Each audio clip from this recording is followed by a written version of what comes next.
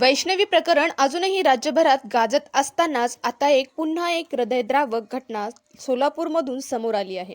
सोलापूर जिल्ह्यातील मोहोळ तालुक्यातील चिंचोली MIDC येथे एका गर्भवती महिलेने आत्महत्या केल्याची धक्कादायक घटना घडली आहे.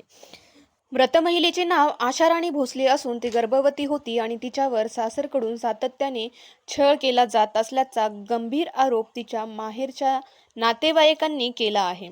मृत महिलेच्या आईचं म्हणणं आहे की माझ्या लेकराला न्याय मिळाला पाहिजे, त्या लोकांना फाशी झाली पाहिजे, नाहीतर आम्ही सर्व लोक फाशी घेऊ, असं त्यांनी मीडियासमोर सांगितले. महिलांनो, मुलींनो, आता तरी जागे व्हा. जर तुमच्यावर कुठलाही छळ होत असेल, तो मानसिक असो वा शारीरिक, कृपया गप्प बसू नका. लगेच नातेवाईकांशी, पोलिसांशी किंवा हेल्पलाईनशी संपर्क साधा. समाज अजूनही बदलतो आहे, पण तो बदल आपणच आणायचा आहे. तुम्ही बोललात तर न्याय मिळतो. एकटी पडू नका, कारण आज तुम्ही आवाज उठवला तर उद्याची एखादी आशाराणी वाचेल. डेली अपडेटसाठी चॅनलशी जोडून राहा. चॅनलला सबस्क्राईब करा.